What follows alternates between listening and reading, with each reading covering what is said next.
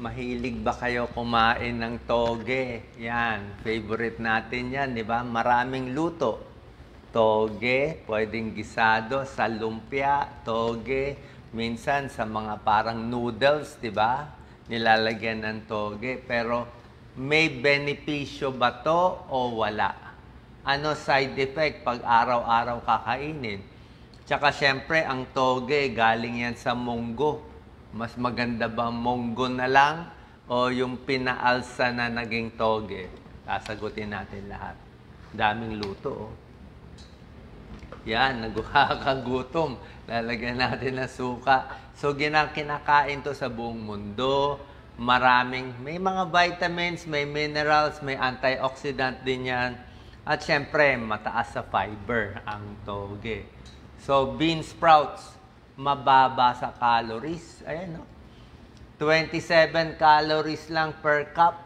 Di ba? Ang baba. Pero, ano ba to? Puro ba hangin lang ang laman? Siguro mahangin lang siya eh. Wala naman laman yung loob. Kaya, 27 calories. Fiber niya, may fiber. Protein niya, mas mataas ang protein ng toge compared sa spinach, sa ibang gulay. 2.7, pero hindi rin ganun kataas. Yan, protein. Fat, konti lang. Pag munggo, grabe yung protein, 14 grams.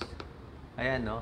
Tingnan mo protein niya, 2.7 grams. Munggo, 14 grams. Kaya lang, 1 cup nito, syempre ang bigat sa tiyan yan eh. Solid yan eh. Tsaka ang taas ng calories eh. Mataas calories niya, 200 calories. Anyway, ang toge, mung beans, maraming klase, maraming luto, napakasarap. 27 calories lang, 1 cup. Carbohydrate, sodium, fiber, may konti lang vitamins and minerals. May konting iron, magnesium, may vitamin C, medyo mataas sa vitamin K, tsaka sa folate. Ayan, no? Not so high. 1 cup, vitamin C niya, 18%. Pwede na, 14 milligrams. Vitamin K niya, 34 micrograms, 38%. Pwede na. Folate niya, maganda na rin, 16%. Vitamin B, meron na. 1 cup lang naman to, mabilis kainin, di ba? Sa lumpia o sa ibang luto, maraming luto. Iron, 5%, calcium, 1%. So, low calorie, pampapayat, hindi ganun kataas ang vitamins and minerals. Pero ang maganda sa kanya, mababa din glycemic index niya. So, ibig sabihin, syempre gulay, hindi nagpapataas sa diabetes. Ayan, no? Vitamin C, medyo marami. Calories, ito, nilagyan pa ng tokwa. Oh. Tignan natin yung benefits, okay? Pag kumain kayo ng toge, katulad nito, tulad ng gulay, sarap naman ang luto nito. Grabe. Ano nga to, Lisa? Bell pepper, no? Carrots. Carrots, bell pepper, sibuyas. Nagutom na ako. Tignan mo, pwede makababa ng cholesterol. Although, syempre, hindi ganun kasikat ang toge sa mga nagre-research, maliliit na yung pag-aaral. Small studies, nakakababa ng bad cholesterol, maganda rin sa diabetes, nakita nila. Maraming antioxidant tulad ng ibang gulay, may anti-inflammatory benefits, nakita rin nila sa maliliit na pag-aaral. Okay? Pero more research needed kasi hindi nga siya sikat na gulay. Ang sikat broccoli, kaya napag-aaral ang mga broccoli. Pampalakas ng immune system, pwede natin sabihin yan kasi mataas ang vitamin C niya.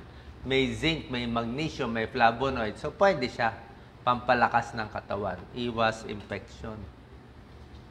Ginawang sabaw. Sarap. Pwede sa may diabetes.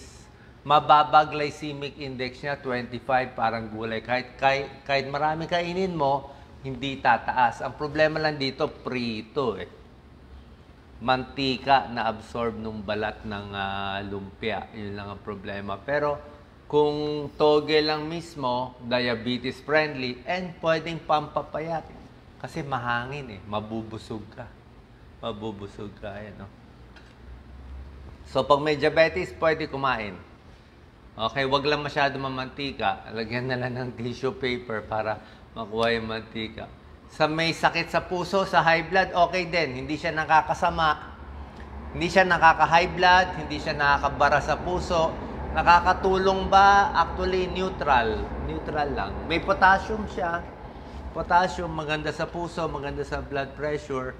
Okay lang siya. Mas okay to sa puso kaysa sa mga karne-karne. Para sa buto, pwede rin. May vitamin K siya. Kailangan ng buto. May manganese, may zinc. Kailangan din ng buto.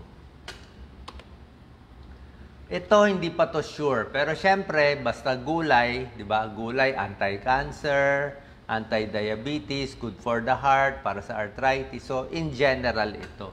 Pero hindi pa ganun ka napag-aralan. Syempre, marami pa siyang plant-based nutrients, di ba? Yung mga sangkap ng gulay. Yan, iron, zinc, protein, and vitamin B. Maraming klaseng toge, di ba? Iba't ibang mga sources. Pero halos pare-pareho naman yung calories. Yan. Ano naman ang pwede maging problema? Ito naman, yung mga araw-araw kumakain ito, ano tamang pagluto? May danger din. Yung iba may allergy. Okay? Pag may allergy ka sa soy products, pero kung wala ka naman allergy, okay lang. Ang problema natin, ito, bacteria.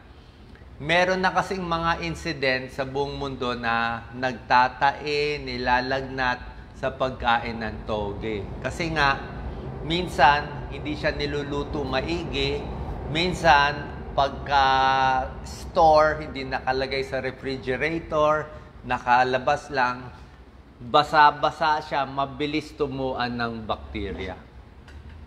Yan. So, pag mabilis siya matubuan ng bakterya, hindi mo pa niluto maigi, minsan hindi luto maigi yung toge, yun ang potential for harmful bacteria. E. coli bacteria, salmonella bacteria, may incidence ng food poisoning, pwede magsuka, magtae, mag-stomach cramps pag araw-araw. Tsaka syempre, pag mahilig ka dito, takot tayo sa bacteria, salmonella, E. coli, medyo ingat kung buntis, kung bata, kung may kidney problem, o may cancer, may chemotherapy, anything na mahina immune system, pwede naman kumain. Huwag lang sobra dami. Kasi nga, dapat sigurado tayong malinis yung pagka-store, pagkabili, at pagkaluto. So, moderation. Pwede 1 cup a day, 1 cup, 2 cups, may tokwa, walang problema yan. Okay po yan. Ito yung storing. Ito, kailangan hinugasan maigi para tanggal ang dumi. Siyempre, baka may lupa pa yan. Tapos, pat dry. Kailangan dry siya. Pwedeng tissue paper, ipa-pat dry para hindi masyadong basa. Ilalagay sa airtight container bago i-refrigerate. Gusto nga niya, medyo freezer ang dating. 2 degrees to 4 degrees. Kailangan malamig na malamig, naka-store, good for 5 days. Okay? Kasi kung hindi, kung nasa labas lang yung toge, baka minsan binibenta sa palengke, nasa labas lang na matagal na panahon, pwede magkaroon ng bakterya. Baka nagtae kayo dahil dito. So yan, storage, importante. Preparation, dapat malinis. Ayan, no? Sandwich, salad, spring roll. Hilig natin, toge. Pwede rin natin paglaban sa munggo. Okay? Ayan, no? Monggo versus toge. Siyempre, panalo yung monggo. Pero, minsan sawa ka naman kung monggo lagi. So, pag monggo, mas solid, mas busog, mas high protein ang monggo, mas konti ang toge. Pero, mataas na yung protein ng toge compared sa ibang gulay. Monggo kasi superfood. Ayan eh. Puro star lahat eh. Okay? Ang toge, mas konti. Pero, masarap. Mahangin, nakakabusog, at pwede rin pampapayat. Okay, sana natutunan niyo po to sa tamang preparation at pagkain ng toge. Salamat po.